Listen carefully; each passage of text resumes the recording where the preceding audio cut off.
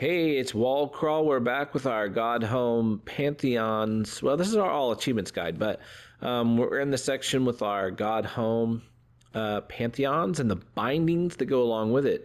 We've gotten all the bindings for these first three, and now we need to knock out what I personally think is the hardest of these four, the Pantheon of the Night. We've got the nail binding, so it's time for the shell binding. Let's go ahead and get our charms that I think are the best for it. Bonky, bonky, bonky. You want to go ahead and have, for me, my standard charms of Unbreakable Strength, Shaman Stone, and Quick Slash, but instead of my Soul Catcher, we're going to go ahead and use Unbreakable Heart, so you basically have more breathing room with what the binding does to you. So now we'll have 6 masks instead. It is a significant drop down, but you basically just fight these guys the same way now. So jump up here and start wailing on him. Yikes, there was not much I could do to get away from that. I'm gonna go ahead and hit him with, yes, there we go, and get some 2 heals in. You're gonna so basically try to get up close to him and dash through him and release Abyss Shrieks if at all possible. Now for the Lost Kin, try to just get like 2 hits in and focus on these balloons. The balloons are the high priority. All right, pop, pop. So good. Pop the balloon. Ow. Okay, I'm not loving this. He is getting me. The Lost Kin is not one of my favorites. He's a real challenge.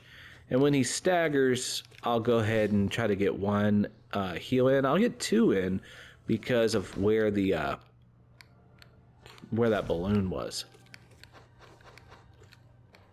All right. I'm nervous to use Shade Soul on him, which he hates, because I don't really think I got hit there, but oh well. Because it'll take away an opportunity to heal in some circumstances. You know, it'll hit him more than once, and that can be an issue. It'll wake him up from his stagger. Man, not loving him right now. The good news is what comes next is No Eyes, and No Eyes will give me an opportunity to refuel back up. So that's good.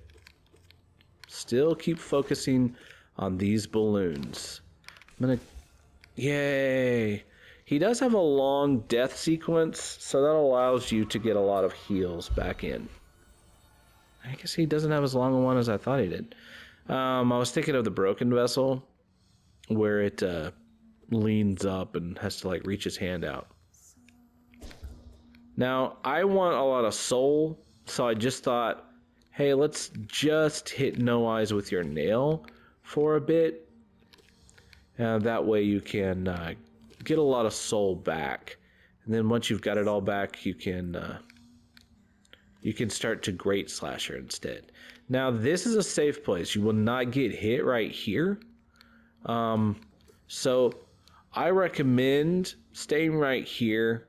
And if you see any portion of No Eyes, like she's too far up right now, if you can see any portion of her from here, then she's probably worth going after. So there's one here and there. She's probably too high, you know? There's another good place to go after her. I'm just returning back to Safetyville right here in the middle. Okay, she's off too high. And as soon as I get all my soul, I'll start Great Slashing her instead. Okay, but I didn't. Didn't get enough time. Now, be ready for the Traitor Lord. You want to jump in and hit with an Abyss Shriek right here on the edge of the flowers, where they get a little more. She'll hit, and dash away. you kind of have to backtrack a little bit so you can dash through. Hit and warps through, backtrack, dash through. All right, I'm gonna lead them back here to the middle and dash through. And they're toast. You need to make sure you backtrack a little bit after hitting and then before you dash through, because they can end up bumping into you, and though it only hits you for one, you don't want to get hit. So it's just a good rhythm. Healing with the white defender, the best place to go is right here in these corners. Also, here is a good time to lay into some Abyss Shrieks. I didn't really have the right timing to jump in and hit him through that. Alright, no, you know where he's gonna be. So Abyss Shriek, Abyss Shriek. Okay. And up he goes. And poke, poke, poke. See, when he does that, if you're right by him, you can kind of hit him once, step away, hit him once again, and just kind of keep rotating back and forth. Just a few times as he's throwing his I guess like dung balls. Just focus on the one hit. Don't try to do much. The other thing that's good to know is like wherever he just was, he's not gonna pop up in that exact location again. So there's kind of a safe point. All right. And he's toast. We did it. We did it. We beat the white defender. Okay, so now you're going to jump in here. If you wanted to change your charms, do so now before you get the lifeblood. The lifeblood, we now have 4 of them if you've been following my guide and doing them in the same way as I have. Alright, so now have a Abyss Shriek ready for this goober and just wail on him. Ah, man. And I wanted my lifeblood. Okay, once you get him down once, he's pretty much just a refuel guy for you. You want to hit him periodically so he stays on the ground and refuel with either heals or dream nails as needed. Then you'll go ahead and get 2 Abyss Shrieks in on him while he does that particular pattern, and then retreat to the side and release any remaining soul and shade blasts into him, and he just is back on the ground again. So 1, 2, move to the side, shoot him once or twice depending on how many times you got to hit him with your nail. And now he's toast. He's not going to get up again. And so I'm going to finish him off. And then dream nail this shell thing so you can go ahead and have maximum soul for your next fight. Markov, my dude, what's up? Markov sucks. So if you can get him trapped and release an Abyss Shriek on him, he's not a fan. Okay, if he does this too, you can Great Slash and dash in. Great Slashes are really good to use on him. It's also good to use Shade Soul Blast as he's moving the directions like away from you. You'll usually get 2 hits in on him. I'm gonna go for it. They really do push him back, so you get to hit him twice. Woo! I'm gonna shoot him again with one of those. I'm using up my soul, but I really want another usage of soul. There we go. Because of where he was going, he was going to be trapped in a corner, and I could have got a really strong Abyss Shriek on him. Now, about when half of that infection is down into him, you can Dream Nail and not, so that's good. Try to take care of him nice and quick. You also can, if you want, release an Abyss Shriek like that. Not when I did it, though. So, I should have done it later. Alright, you can die. One of the things that's hard is finding correct times to heal in this particular fight. It's good to, if you got them both in a corner, to go ahead and use some Shade Soul Blasts. Okay, I'm going to try to have him go and use it as a healing time, because there's only one of them. And I'll try to finish this guy off. It's hard to keep track of which one's which. Okay, yeah. I tried to get myself safe, but I couldn't. Now, I want to finish them off with my nail. And the reason why is I want to have as much soul as possible for as we continue. I can get a heal in, because he just committed that roll across to go all the way to the other side. And that takes him a while, darn, to get out of it. Okay, so I'm not coming out of that with good soul. But hey, we did get through it. So, oh well, not my favorite. Alright, now it's the Soul Tyrant. You're just going to kind of chase. There's not a lot of good times to hit the Soul Tyrant with Soul. Unless they're coming at you at the top, and they're like horizontal move like this, but coming the other direction. Here's a safe point right in the middle to heal right after they've gone across. Alright, very, very fast, this Soul Tyrant guy. It's tyrannical.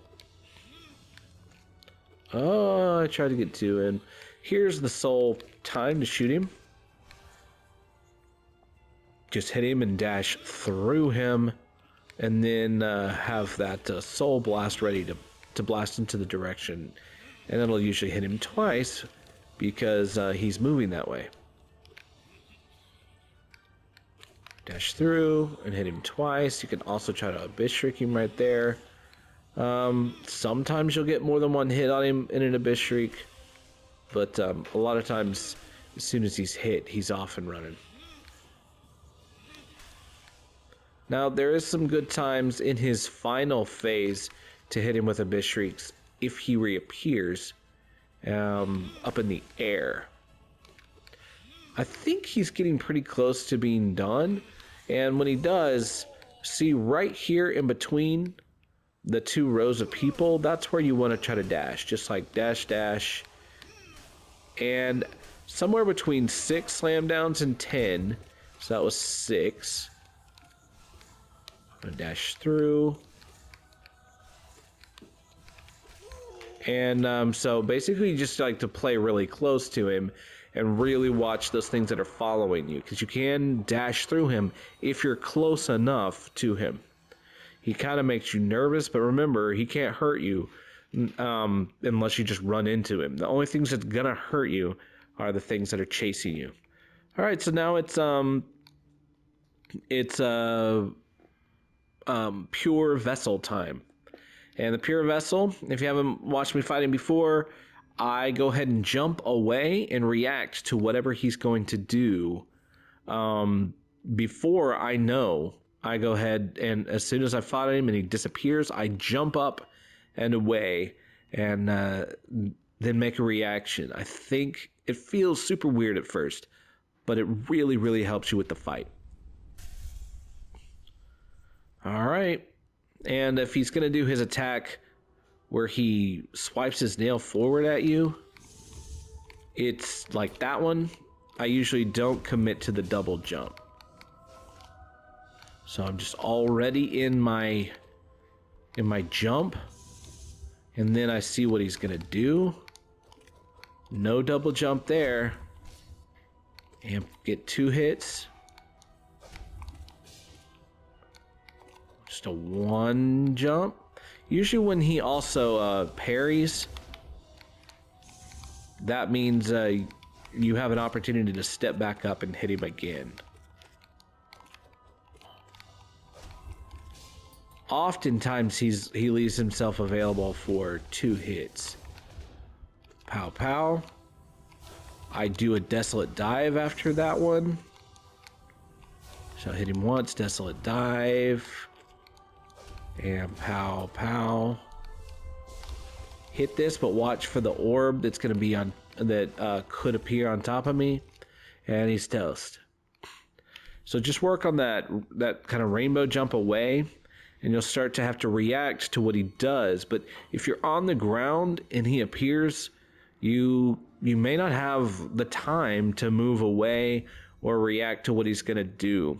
So, but in the air, you have a lot more maneuverability once he commits to a certain thing that he's going to do. Feels super weird, but you can do it. And that is our shell binding at the Pantheon of the Night. If you have any questions, just let me know them. So otherwise, thanks for watching, and I'll see you next time as we try to clean up the rest of this particular Pantheon. I think we'll be doing the soul binding next here. All right, see ya.